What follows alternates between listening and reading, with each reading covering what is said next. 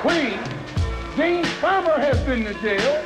Why, you can't name a black man in this country who is sick and tired of the hell that he's catching who hasn't been to jail. From detention to suspension, we go into the prison system, just another bad that wouldn't listen. I wonder what's wrong with a bitch and pop ditched her. It's no food in the kitchen, I'm sick of walking and wishing. Need to be whipping, plot thick and whip from shoplifting and sticking. God knows I'm on my legs go round. Feeling your pain. And I someday soon, baby. Baby, I'll make it back home again.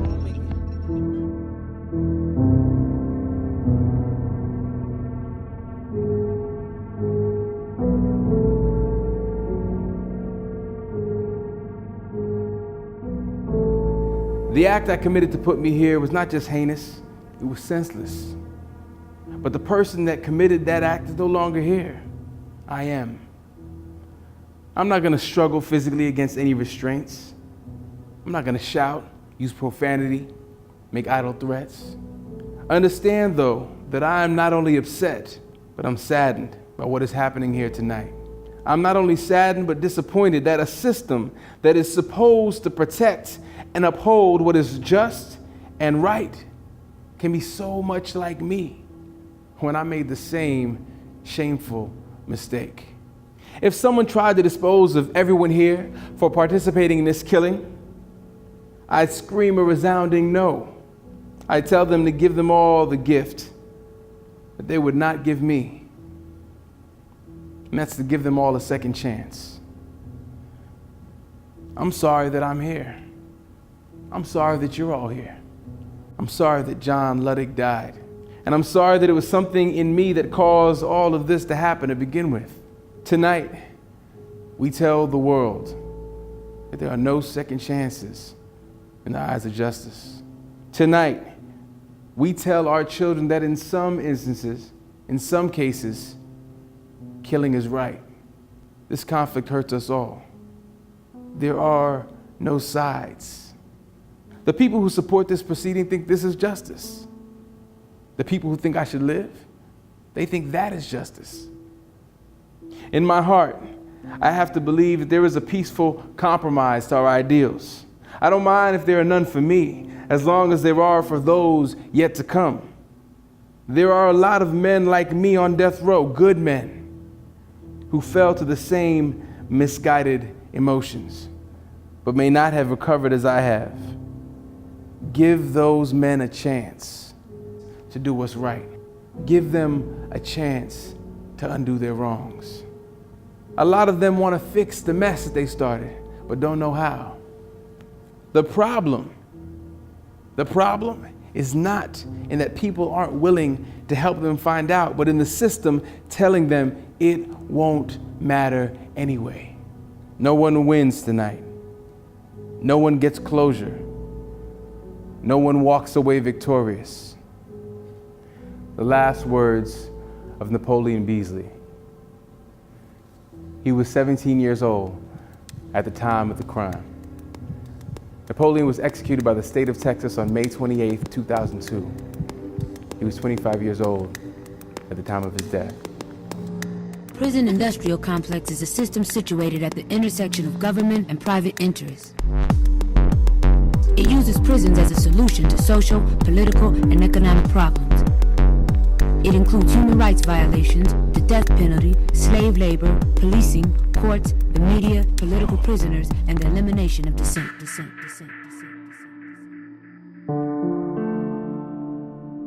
On death row, the men refer to the hour before an execution as the darkest hour, the hour in which all hope has been extinguished, the hour in which the men on the row sit in prayerful meditation, awaiting the death of a man many have come to know in the years they spent in solitude and solidarity with one another.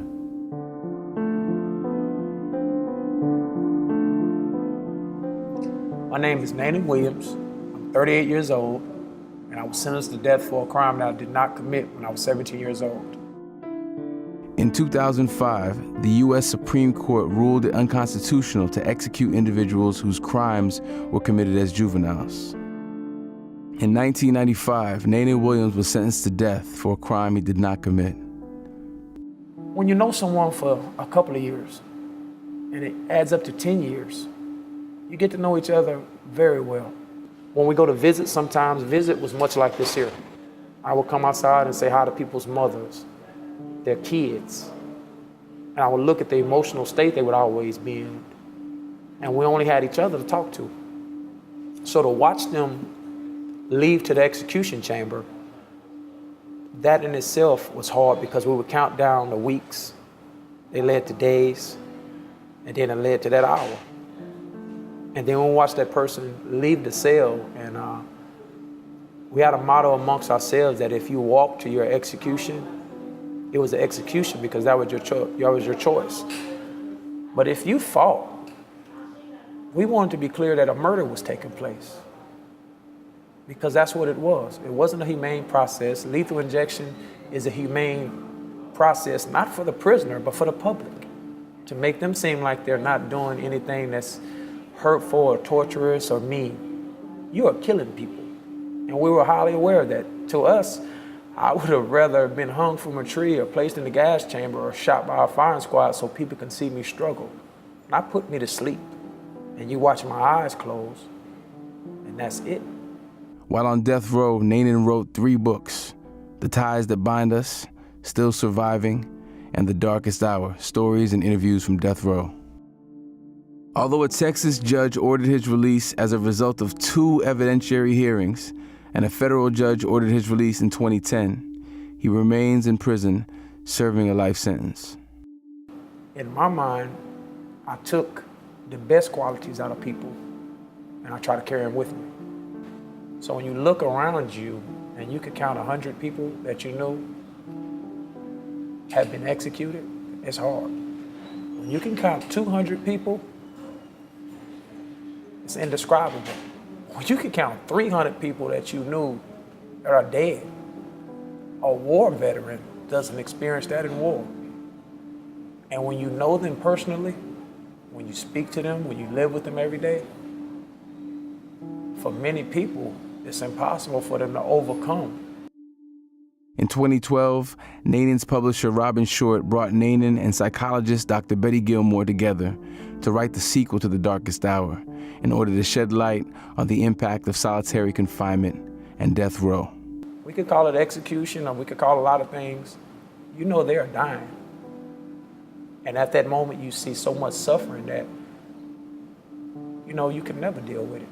I mean, I don't know how you can even describe what it's like, because society would just look at, this person is a killer. This person is a monster. This person is a child molester or a rapist or a robber, a thief. And they also committed murder. And I also keep in mind that there's a lot of innocent people who have been executed. We can't bring those people back. An estimated 1 in 10 people on death row are innocent of the crime for which they are condemned to die. Released on probation only through meditation. Meditation was a Morse code made for men on the other side of the tracks in the arm of a heroine committing heresy against himself. And I was by myself in the womb, like I was by myself in my tomb. I died free, cause I couldn't live life a slave. And now I'm back from the grave in a rage to get mine, cause I be divine. Say what? Said I be divine, not just some ebonic line. Check my EKG sign, you see a circle, not a line. Cause I transcend space and time. I transcend space and time. I transcend space and send space. I send space back in time. Send time back home to recline. And the damn thing they can do to hold back me and mine. We keep coming back like Roberta Flack on that Fuji's. And I know I'll be short track. Sure, you can kill me soft, hang me on a cross, even cut my head off black. One time, no real loss, everything comes back black. 2 times, better believe that I'm the same spirit that put Goliath on his back with the stone in my sack way back black. And that's 3 blacks, cause the Trinity is back. Not just God the Father, but God the Son, like Holy Mother is ghost. Somewhere shooting smack, belly dancing, butt naked on white supremacy's bloody lap. For nickel and dime sacks, or little glass vials of that white powder crime the cops just can't seem to crack. Talking about they don't know where it comes from, acting like they don't know where it's at. Just like Uncle Tom, as a matter of fact, cause he don't know where he come from. Yes, master? He don't know where he's at. Yes, boss? So he don't know where he's going. Master going, boss gone are the days when a blissfully ignorant slave celebrates the chains trapping him in his Socratic cave. As he breaks free out the cave he cannot see, but we have always and we will always be. Even our MCs go back before MCC. Numerically, that's 12th century AD for Age of Darkness. But in the Dark Ages, it wasn't we who was spotless. Sparked like an elven on flames in hell. Kept it bright, kept it right, kept even the Romans real. Cause they was on that I shit. Where we was like 1, 2, 3, letting them know the deal. We were the light and sun who were their sages. Now we out here fighting to work for their minimum wages. And outrageous as it sounds, those who bound us adore us. As if Osiris' throne were overthrown by young Horus. But they warned us before just check psychology texts. Son kills father, Oedipus Rex complex, yes. But I was reincarnated to be incarcerated in this cage called flesh. So all the death can do is set me free. And all the death can do is set you free. Imagine living in a tiny room that wouldn't even fit 2 twin-sized beds for 23 or 24 hours a day for months, even years, with very little to no human contact. Now imagine what that would do to your mind. In some cases, these individuals are released back into population straight from solitary confinement with mental health and physical problems that they might not have had when they came into prison. In other words, not only were they not rehabilitated, but some people are actually getting worse. Research shows a very large racial disparity in punishment for capital offenses. Solitary confinement came to me pretty early in my sentence. I think I wasn't in prison for 4 months before I ended up in solitary confinement. They refer to it as the SHU, the Special Housing Unit, but it's segregation. They can call it any name they want. That meant that I was separated from the general population, confined to a place where I would spend 23 hours locked down and 1 hour a day recreation, where they would come and take your mattresses at 4 o'clock in the morning and turn on what appeared to be 300-watt light bulbs, where they would deprive you of food. A lot of times we were fed lettuce, we were fed bread, we were given limited amounts of water. I think that was so that they can actually control our intake and control every facet of it. You know, I'll tell you, solitary confinement takes on so many different manifestations, but it's the inhumanity of it. Just the construction, you know, of the cell itself, you know, speaks volume. That paradigm is that you can discipline and isolate yourself out of violence. And it's proved over and over that it doesn't work. You might have to deal with very troubled individuals, but you have to deal it in an effective way. And that effective way is an intervention that is actually going to work. Isolation and separation, even if you let people out of the cell, does not work. There's myriads of studies that kind of demonstrate the problems with that. What is needed? What is needed is a treatment plan that's individualized for the person. This is not an impossible thing to solve. There are other jails, like San Francisco, that have solved these problems, but it needs a comprehensive plan that really addresses violence. And if you're only going to look at solitary and restriction, you're not going to solve the problem. I think that the process itself, you know, was so debilitating. I mean, because when you think you're already in prison, so now not only are you separated from society at large, but you're separated from the society, which is the general population inside prison. And then they want to further separate you by separating you from your state of mind, by depriving you of sleep, by depriving you of nutritious food, by depriving you of opportunity to communicate with other human beings.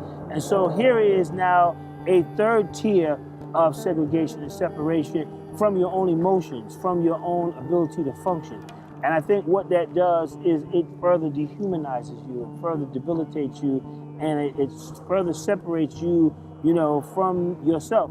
The UN Special Rapporteur on Torture has said that no person should spend more than 15 days in solitary confinement. And that's not 15 days for one rule infraction, that's spending time of 15 days. Because as we know, it hasn't been mentioned yet today, people often receive additional disciplinary infractions while they are in solitary confinement. So even if there's a restriction on 15 days for one rule infraction or 30 days on one rule infraction, that can very quickly become 60 days, 90 days, a year, 2 years. It almost reminds me of the process by which free people were taken off the continent of Africa and taken into the Caribbean, and that they were seasoned. You know, they had to be broken down. They had to be made to be subservient and, you know, obedient and totally submissive. Willie Lynch all over again. And so this is just a modern day manifestation, you know, of that same process. But what it is to just make you totally helpless, totally hopeless, totally mindless, totally soulless. I mean, to just break you down, to a place where you were, at someone else's mercy. You're treated like an animal. You're fed through a trap door. You're forbidden to communicate with anyone in the outside world.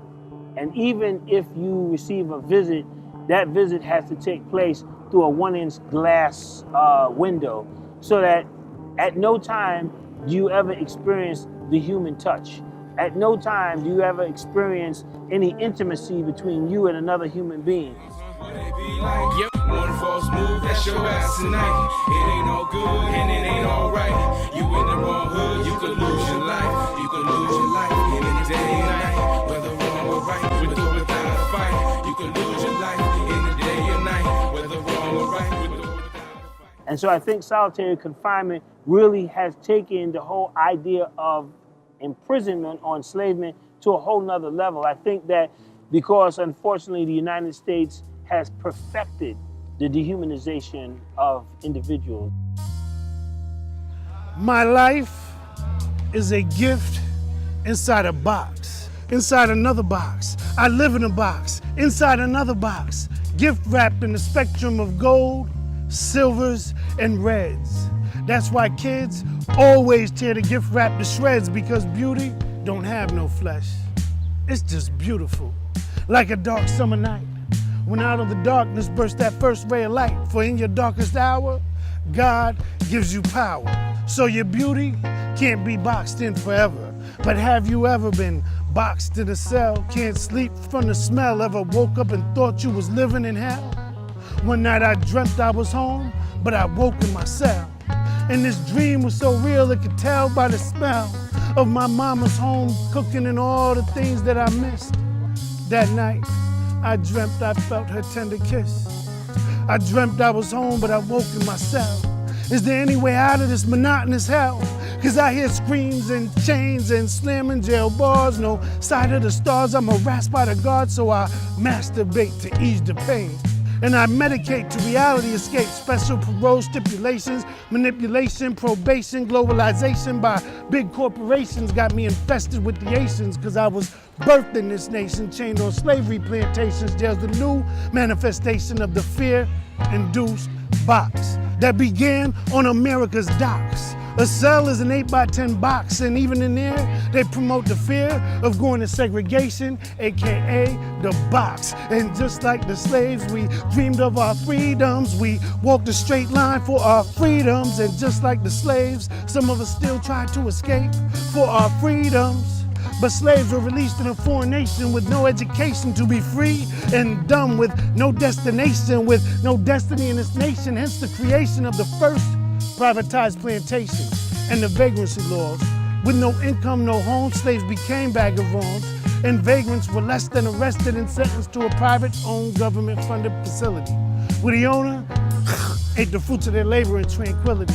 And the slaves' hostility was always fearfully boxed in, locked in, picking cotton. And Osborne, CCI, and Summers, Connecticut inmates make hats, t-shirts, and mattresses of cotton for 3 hots and a cot. And have you forgotten that when we were brought here was a crime?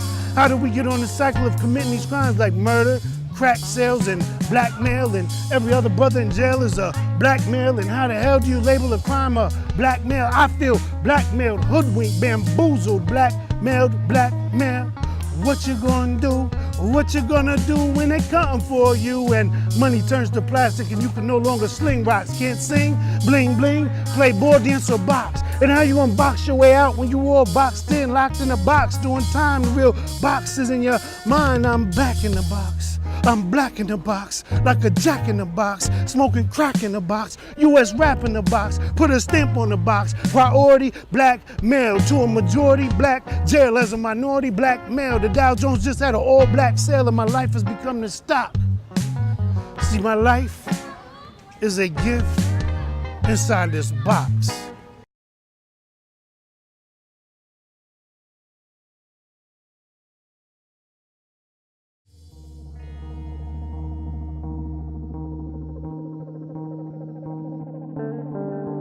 I likened it to a big metal dumpster.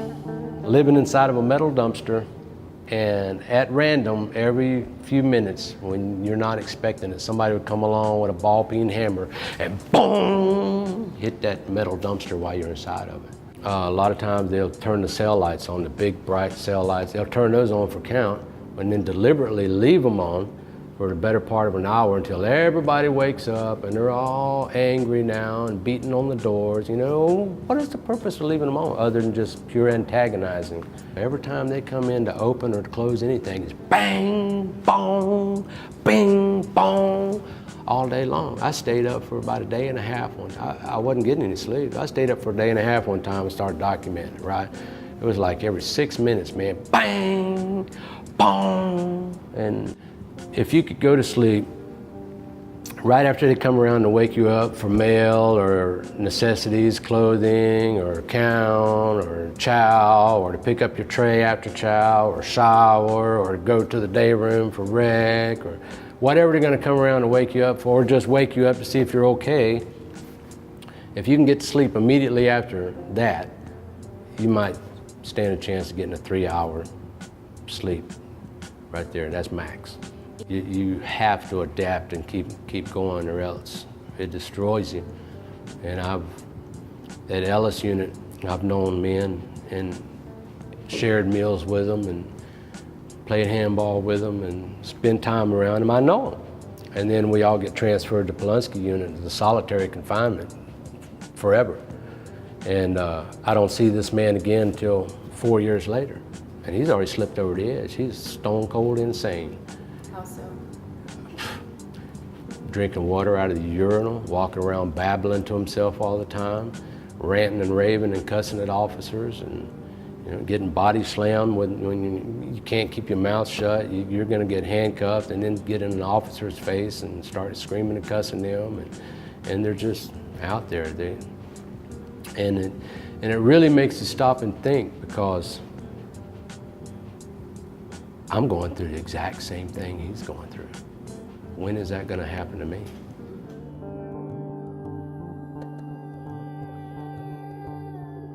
So if we think about justice in terms of some key precepts that we're familiar with, and that justice, the sense that the notion of justice has been traditionally aligned with or associated with, such as equity, fairness, and rehabilitation, in the case of related to the criminal justice system. None of those things are actually happening within the so-called criminal justice system in the United States right now. The criminal justice system in this country has become the primary tool and apparatus by which to maintain and perpetuate social and political and economic agendas. Right. Every state have mechanisms in varying degrees to try young people as adults. And you look at how that came about, it's the same trend with variations. Every state in this country have had and still have the funding trade-off between education and correction, Right. which has now come out in various studies, right? So now you take all that, and so much so that now we went from funding trade-off between public higher education and corrections about 20 years ago to now, about starting 10 years ago, we're talking about school to prison pipeline, right? So it's getting worse and worse, right? Where the criminal justice system or the mentality of criminalization now is seeped into every part of our social institutions. You know, one of our lines is, when you talk about the prison industrial complex, there's an illustration that one of our youth activists did. It's a big house, and it's called House of Hate.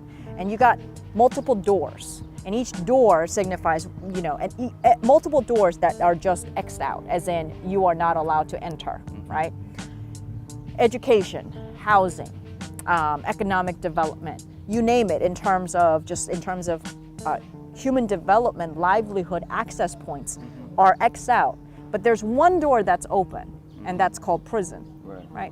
And so what we say is that prison industrial complex in many ways is about everything else but prisons, right? And in every society, when you look inside, you want to look at the soul of the society, you look into the prison system, right? And what's not being addressed.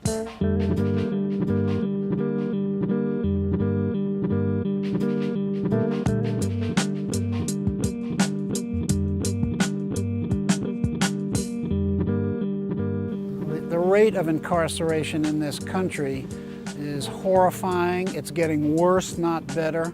We lead the world in percentage of people and numbers of people incarcerated. It's an industry. It's an unregulated industry to lock people up, keep them that way, and punish them until they deteriorate or we kill them. Our philosophy seems to be just to punish people. There's nothing, almost nothing being done to rehabilitate people, to restore them to being productive when they get out, if they are to get out. We're one of the few countries in the world that now want to lock up people, including juveniles, for very, very long periods of time, much of their life, 30, 40, 50 years in some states. These are the easiest people in the United States to forget about. I remember after I was convicted, I was coming out the courtroom and they handcuffed me for the first time because I had just gotten the death sentence. And I remember getting on a bus, there was 2 other inmates that went to death row. I think they were from Dallas County. When we got to Pulaski, was terror at the time, we were escorted to the back gate. And I remember coming off the van, shackled down, coming down the little steps. There was guards everywhere because there was 3 of us, and they treated us like we're notorious and kind of extreme security. But so they had us, all these guards around. And one of us was going through down the hall at a time, and they stripped you butt naked, going through the whole process. And one thing I remember that really just bugging my house, I was butt naked in this little office, standing there, guards all around with batons. I'm naked. I got my clothes in my hand like this, and this major or captain asked me these questions. And they were just really joking, really think it's funny that I'm naked in here in front of all these men. Just, they really think that's funny, you know? And it kind of bothered me, you know? Because these guards don't give a damn. You know, that's one thing I learned about being on death row. These people don't give a damn about you. The other inmates sent me a bag, brown bag. And you hear all these stories about prison, and this is my first time down there. You hear all these stories about, oh, don't take nothing from other inmates because it's the wrong intention, just the wrong internal motives and all this. So I remember telling the inmate, who is this stuff sent to me? I'm gonna pay you in stamps, you know, that's the currency.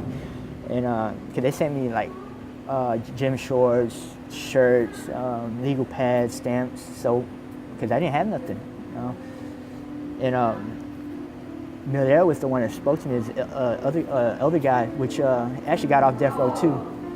And he told me, youngster, don't take it the wrong way. This is what we do, help each other out when we get on death row. He said, don't worry about paying us back. Just do that to the next guy you see come on death row.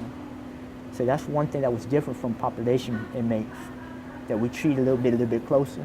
I guess because we all have the same sentence.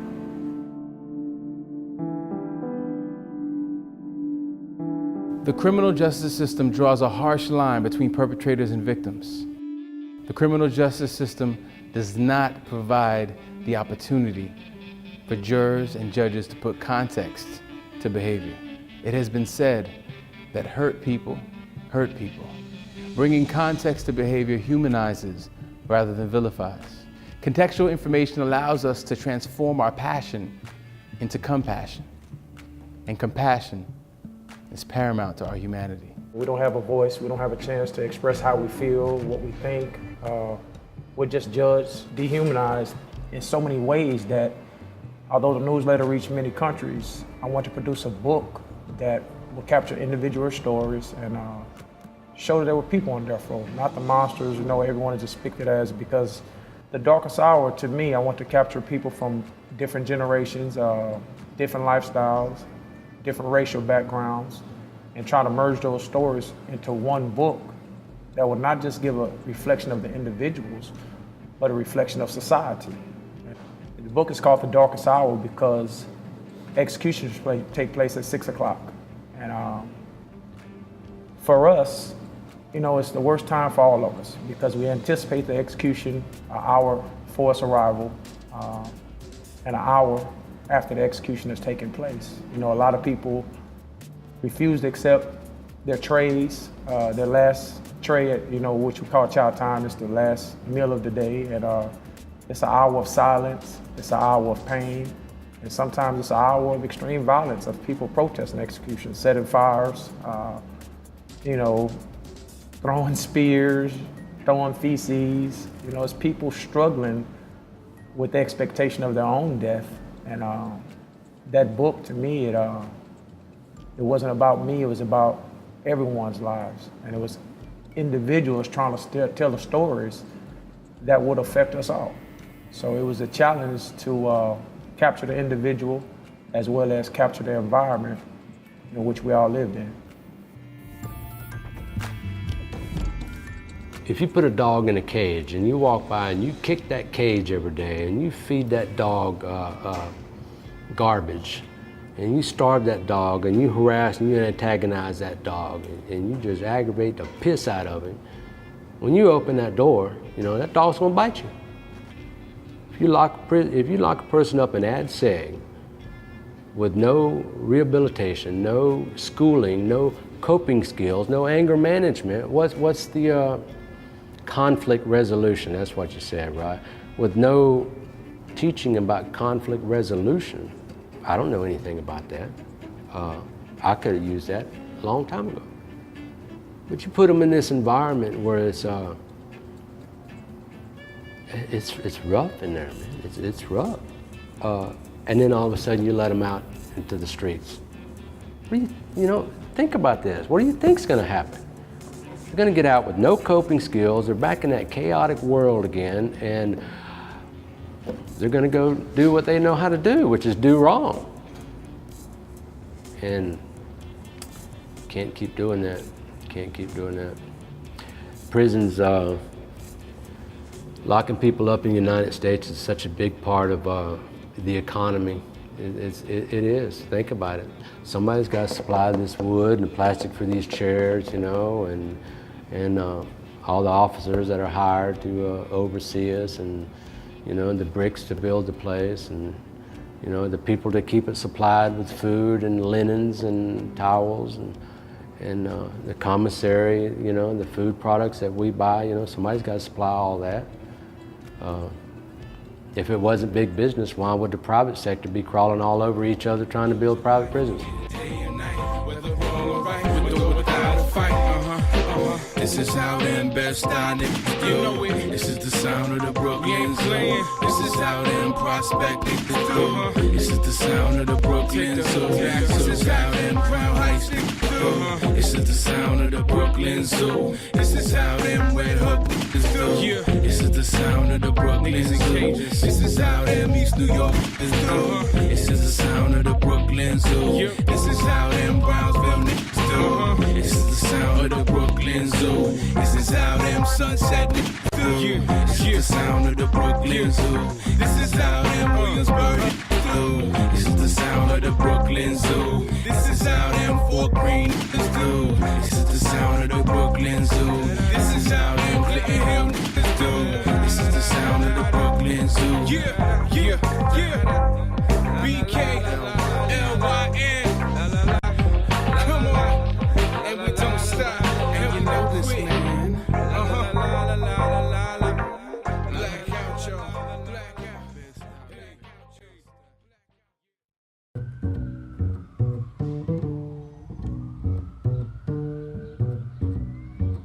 I'm not a prophet, but my words are prophetic. My spiritual fetish got me embedded in wise words, kind words, blow your mind words that land all over my soul. Concepts unfold to reveal bold truths. Scrolls with prose that hold power to mold youth, hold true and advise well as to what to and don't do. The trick is to listen and apply what is written to wicked decisions, like be broke or prison, or faith or contention. When I need some convincing, I don't run to religion. I run to whose wisdom is clear like a Taoistic image. I search the text for texts that have relatable lines in it, then I integrate my mind with it. Sublime brilliance is the reason why the mind was invented, and that's one hell of an incentive, for which I'm grateful. I show my gratitude by studying lives at life's table, ingesting all that I am able to show that I am thankful. My growing soul is now able to labor with an interest to enable unaligned lives and help them get stable. The truth is a staple, like lentils. The fable is that the truth can be painful, but it's the truth that maintains you. It's accurate, like perennial philosophies, immaculate. The level of clarity that dispels hypocrisy, I'm after it. Knowing I will never master it, but to get a fleeting glimpse of divinity lets me know that I'm attached to it. Ancestors, direct my path. Elders, order my steps. Tell me now who to read next. Is it Marcus Aurelius? Does the truth lie with the Stoics? Is it Amos Wilson? Is it a poet? Who is it? Where is it? The God said it's hidden in digits. Humor said it's hidden in midgets. Did a convict get it smuggled in prison? Is it in visit? Nah, it's inside of women. That's why they have intuition, which I don't have, but I'm willing to search every literary crevice to satisfy my spiritual fetish that got me embedded in wise words, kind words, blow your mind words, oh my words, divine words that land and cover my whole soul. For the death row prisoner, you can't learn how to survive in a state of mind to where you look at 10 to 20, 30 to 40 men being executed a year. To ask them to survive that, you can't teach it. You can't educate them. You can't give them tools to say, this is what will keep you strong. This will make you productive.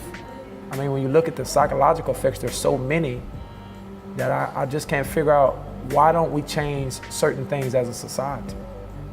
You know, and you look at, I keep bringing up what's normal and what's abnormal, is because unless you experience this here, experience what it's like to watch everyone around you be carted off to death row, be carted to the execution chamber, to watch them fight, to watch them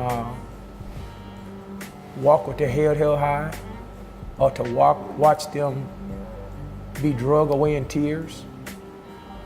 You can't teach people how to be good and accepting about what is taking place. You know, but when I look at it now, I realize that, man, if you had simple things like giving prisoners contact with their mother for the last visit, like most states do, it will give them something to look forward to, even in the worst moment of their life. When you give prisoners a chance to talk to their mother once a week or once a month, it will give them an incentive to push forward despite the obstacles ahead. Citizens Against Recidivism began in 1993 in Abyssinians Baptist Church basement as a support group for wives of people who were incarcerated. My husband did 25 years in prison, and make no mistake, the family in prison too. So, you know, the person is incarcerated, but the people and the family on the outside is doing time too. There is no debriefing from prison. You come back out with the same behaviors that you developed to survive inside the prison. You bring those to your family. You bring them back to the community, back to society. And many of those behaviors do not work. They do not work because they are behaviors that was developed in an abnormal situation that now you're trying to place into a normal situation, and so they don't work. The arts plays an extraordinary role because what the arts allows is a full expression. But it allows us to address very difficult and sensitive issues in a way that individuals can embrace and that they can accept and internalize. And I think the arts, because it involves humor, it involves creativity, and it involves a certain passion that allows us to dig much deeper. So we can actually touch people's hearts, we can touch their minds, and we can touch their souls, and we can ignite in them a sense of responsibility because they actually can see themselves. People, while they're actually watching an artistic performance, themselves are role-playing. They actually see themselves in the role, they see how that role affects them, they see what's happening in everyday life, they see how, you know, this plays out in their communities and in their neighborhoods, and they actually can see a way out. You know, the arts actually provides a way out. And so, you know, what my uncle, what a lot of people didn't realize is that while he was doing stand-up comedy and while he was playing in movies and so forth, that he was crying out.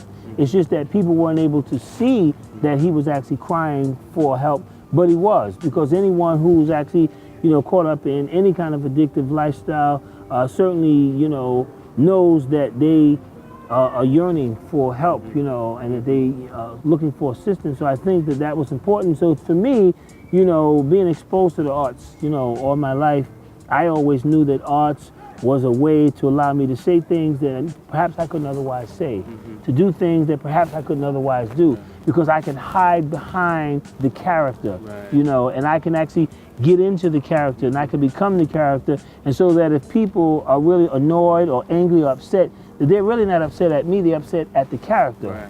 When in all reality, I know I was able to manifest through the character. And so I think arts provides us with an extraordinary opportunity, and that's just why I'm just so pleased to have come full circle and to end up back in the world that I said I would never be involved in. What we're looking to achieve is human justice, and the formula for that for us is human rights plus human development equals human justice.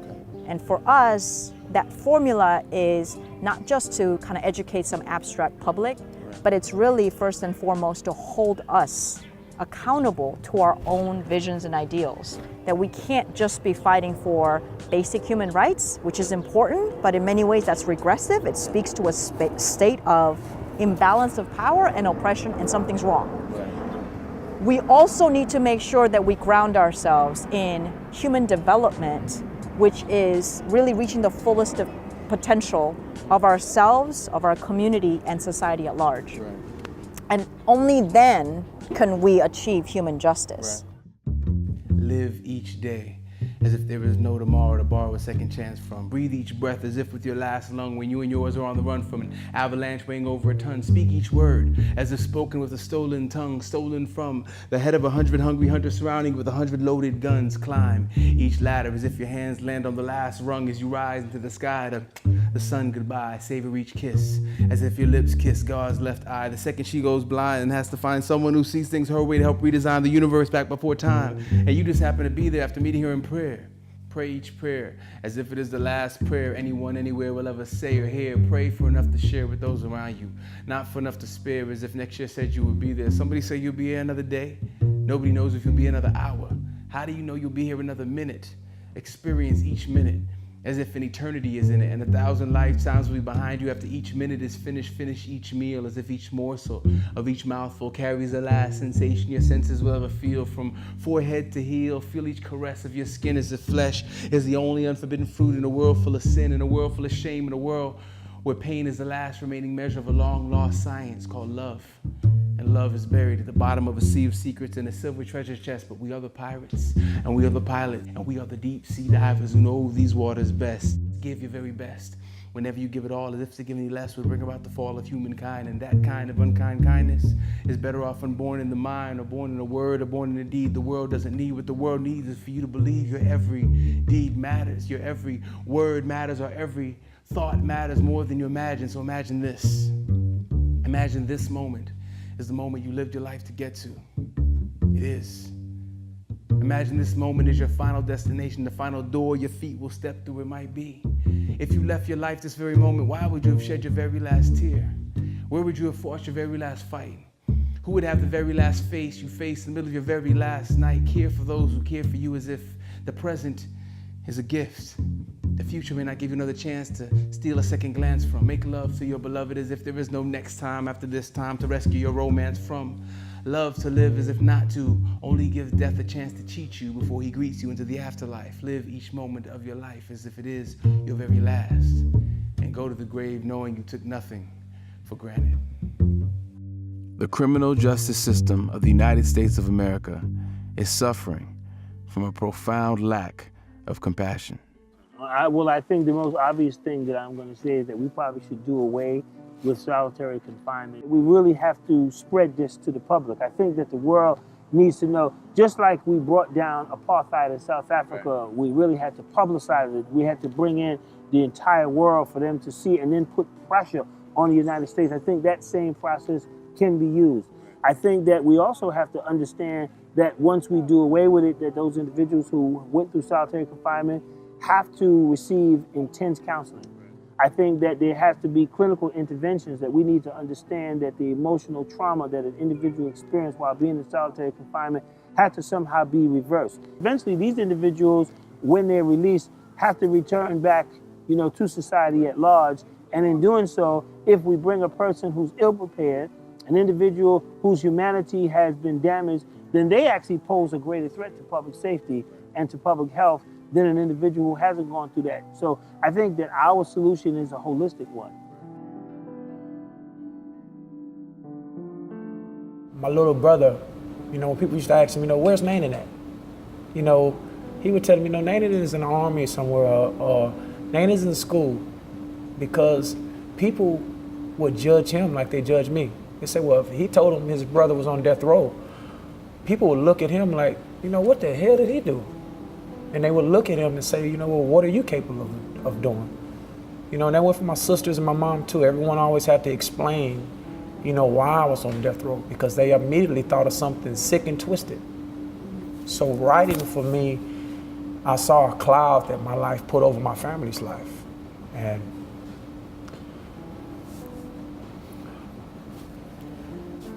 every day, it was a struggle to try to remove that cloud, to try to show that I was more than what they said I was.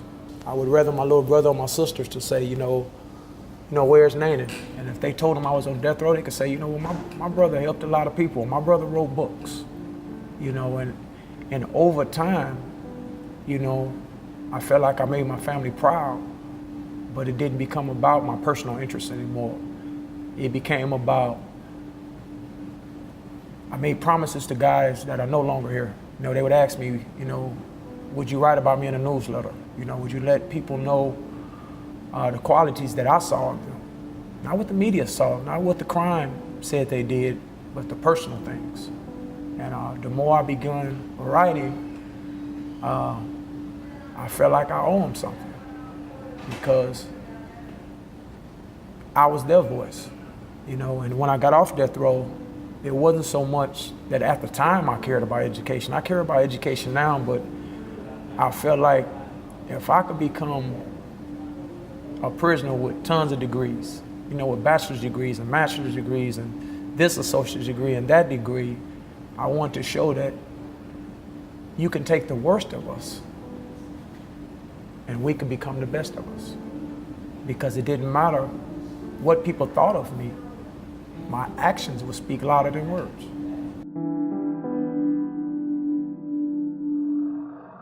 It is essential that the setting in which they are temporarily separated from the community, meaning prisons or jails, be as dignified, humane, and home-like as possible, and that it be a kind of microcosmic example of the kind of health-promoting and nonviolent community that we would hope they could help create and maintain after they return to the community. That's the kind of unit we need to create, not an ESH unit, but an environment that's as home-like and supportive as possible. So I urge the board to rise to this challenge, to take on this moment. To be part of the solution for bringing healing and peace to our nation, we must honor the humanity of all people, those who have been wounded, as well as those who have caused the wounds. We must create a paradigm shift that unseats the passionate call for punishment and allows compassion to rule at the heart of the criminal justice system. The time is now. Today I feel to mention I love you. Today I had every intention of saying that I do. A day too long left me all alone. Now I can only pray somebody new. Yeah, sir. Such a good girl, such a bad world. Big man put hands on you and not like a black pearl. Roses ass high, seduced by the lie. Some be calling manhood from Bed-Stuy to Palestine. My, I need gills just to survive. To keep from drowning in the oceans, your kids cry. Miss Alexander, they only mad at you for protecting your neck so your man can't attack you. Shots fired much higher, they could make him expire. But they want your songbird caged up like Myers. This is a eulogy for the prison system. Your day's coming gone, and no, we ain't gonna no missile. Locked us up so long, wrongful convictions. Greedy ass politicians got judges big pimping. Police tripping, stopping and frisking. Social control for souls ready to overthrow the system. Treating all the same symptoms, blaming all the same victims. The Panther said crime is a political definition. You're not ahead though. Past sick of this status quo predicament. Time for some action. So pump your fists. Just say no more. We want no more. Just say no more. No more prisons. Just say no more. We want no more. Just say no more. No more prisons. Just say R.I.P. to the PIC. The prison industrial complexion they put on weed. Even Gingrich is pissed. His gang ain't more rich. Of this modern day slave trade injustice. Victoria ain't no secret for niggas serving years and here for life. Making your wife tight ass underwear. For not snitching, I'm stitching bras behind bars. Get your ass about the hole and make some more thongs. Starbucks in the Bing, ain't no union to get in. Shut up and pack a latte, you serving 5 to 10. Pennies every hour for rich vanilla power. Cajun cocoa workers until we push up flowers. Coming home soon, stand on your own too. But check that box we got, you know who's not.